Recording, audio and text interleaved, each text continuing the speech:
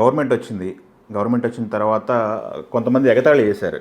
పవన్ కళ్యాణ్ కూడా గేటు దాటనివ్వను అది ఇది అని చెప్పి ఎగతాళి చేశారు. గేటు దాటారు, ఆయన డిప్యూటీ సీఎంగా ఉన్నారు.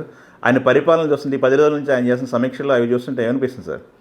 బాబు గారు ఆయన కాంబినేషన్. నేను ఇదే అంటాను, ఎందుకంటే నిజాయితీగా వచ్చాడు ఆయన, అవును, నిజాయితీగా చేస్తున్నాడు, తన పని తను చేసుకుంటా పోతున్నాడు.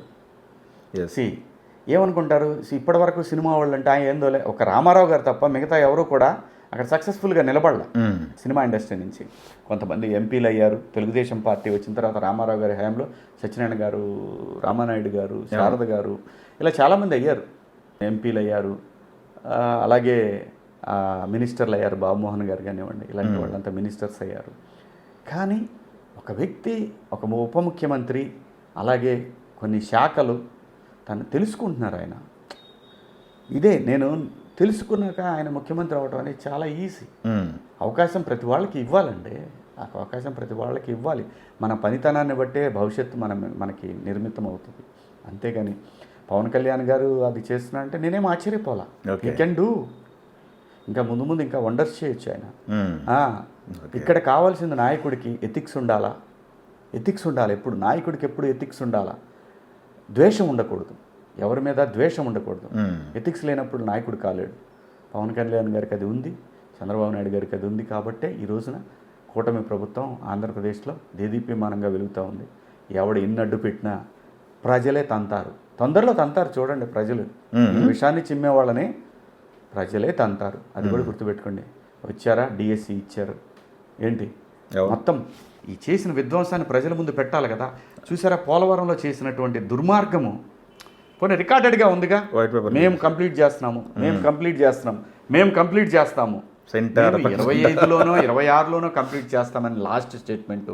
మరి వీళ్ళే బాబు చేసింది ఒప్పుకున్నాడు, బాబు చేసిన విధ్వంసాన్ని ఒప్పుకున్నాడని సాక్షిలో ఇస్తున్నారు వాళ్ళే. మీ నాయకుడు మాట్లాడింది రికార్డెడ్గా కనపడుతుంది. నిజంగా కడుపు రగిలిపోతుంది నాకైతే.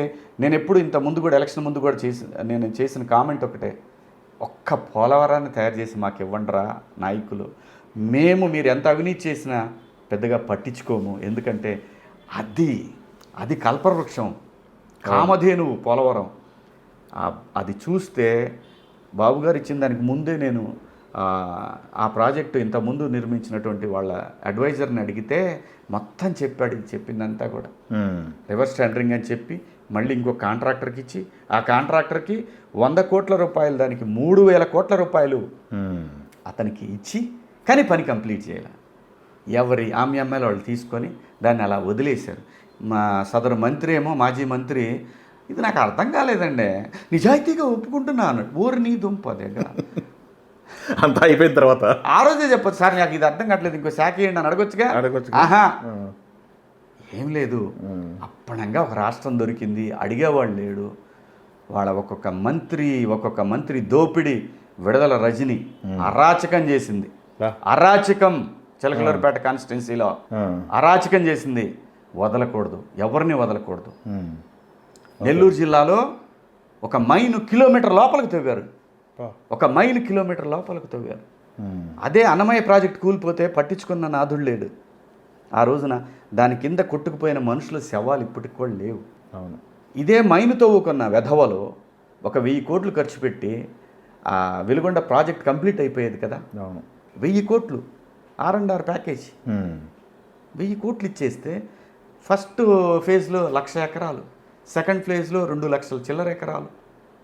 అటు కడప, కర్నూలు జిల్లాల్లో, ప్రకాశం, నెల్లూరు జిల్లాల్లో బ్రహ్మాండమైనటువంటి నీరు, వృధాగా పోయే నీరును ఒడిచిపట్టుకోవచ్చు. 1000 కోట్లు మీరు బళ్ళేవాళ్ళు సార్. 1000 కోట్లు ఖర్చు పెట్టిన ప్రాజెక్ట్ చెప్తున్నారు. ఆ 1000 కోట్లు పెడితే ఇంకోసారి బటన్ నొక్కొచ్చు కదా. వాళ్ళ ఆలోచన అదే కదా. నొక్కడానికి అప్పు చేశాడబ్బా. ఇలాంటి సహజ వనరులు వాడుకొని ప్రకృతి గమనించదా? అవును, చూడు, చాలా విధ్వంసాలు ఇంకా 15-20 రోజుల్లో వరుసపెట్టి ఎలా వస్తాయి. ఎక్సైజ్లో చూడు, ఎక్సైజ్లో అయితే అరాచకం, ఎక్సైజ్ అరాచకాన్ని నేను అనుకుంటున్నాను ఇదంతా తీసుకెళ్ళి పార్లమెంట్లో ప్రవేశపెట్టండి రా బాబు, మీకు చాలు, ఏమొద్దు.